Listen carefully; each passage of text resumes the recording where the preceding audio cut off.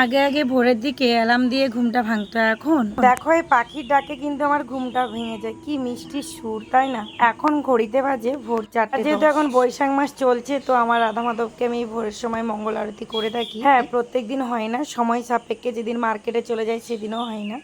তো যখন যখন আমি সময় আমার রাধা মাধবের মঙ্গল আরতিটা করি। সবার প্রথমে উঠে ঘরবাড়ি ঝাড়ু দিয়ে, দেখতে পাচ্ছ উঠোনটাকেও ভালো করে ঝাড়ু দিয়ে পরিষ্কার করে নিয়ে এদিকে কাজ করতে করতে দেখতে পাচ্ছ সকাল হয়ে যাচ্ছে, কিন্তু এখনো অনেকটাই ভোর, কারণ অনেকটাই রাত্রি থেকে এরকমই আকাশটা পরিষ্কার হয়ে সমস্ত কাজ প্রায় কমপ্লিট। এবার আমি স্নান করে যাব মঙ্গল আরতি সারার জন্য। তো দেখো এদিকে আমি স্নান করে রেডি হয়ে গেছি আমার রাধা মাধবের মঙ্গল আরতি করার জন্য। ভোর 4টে থেকে সকাল 6টা পর্যন্ত কিন্তু ব্রাহ্ম মুহূর্ত থাকে। এই সময় কিন্তু মঙ্গল আরতিটা করলে গৃহস্থের মঙ্গল হয়। এদিকে দেখতে পাচ্ছ ঠাকুর ঘর পরিষ্কার করা হয়ে গেছে, আমার গোপাল সোনাকে। তো দেখো এদিকে আমার মঙ্গল আরতি কমপ্লিট। ভগবান দর্শন করো, দর্শন করলে কিন্তু দুর্ভোগ কাটে। সবাই বলো জোরসে রাধে রাধে।